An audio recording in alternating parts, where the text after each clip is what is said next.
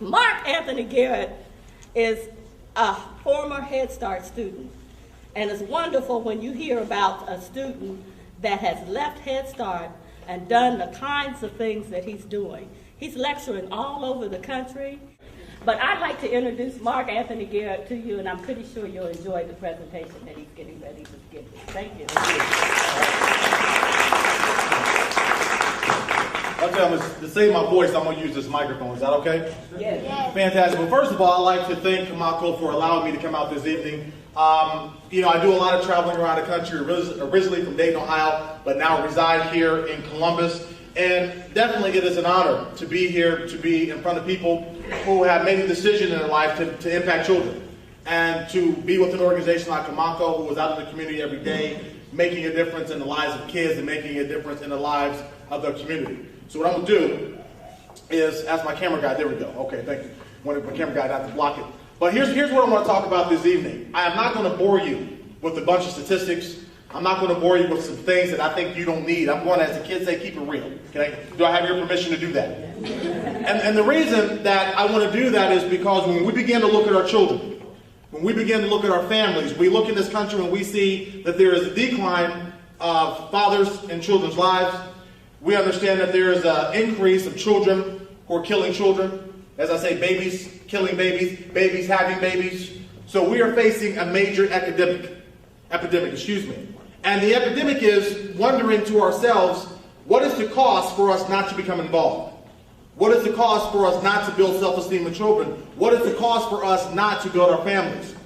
And as we look around the country, they're building more prisons than they are educational institutions. And more kids are dying now than ever before in history. And that is a problem with me because I was one of those children who they said would never make it. Now, by looking at me and having the great accolades that Ms. Robinson has shared with you earlier, many of you may think or have the perception that I grew up on the right side of the tracks, that I grew up easy, that I grew up with a silver spoon in my mouth, but I must share with you that was not the case.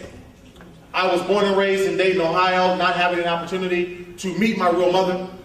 I was adopted at the age of 7, and living in that environment, I wondered to myself, where's my real parents? Why didn't my real father want me? Why didn't my real mother want me? Why did life give me this negative road?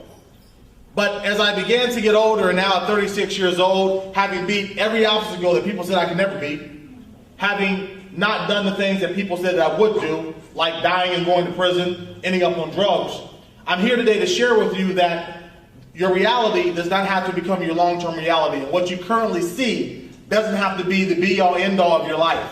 And life starts with choice.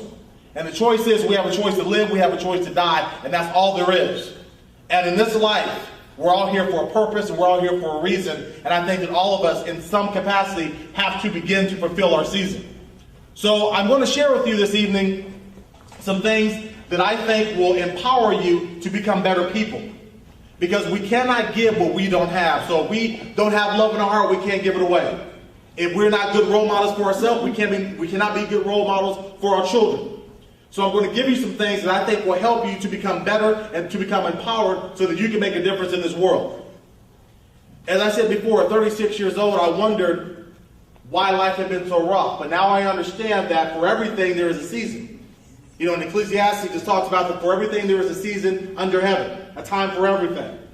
And I know at this point in my life, the time is for me to give back.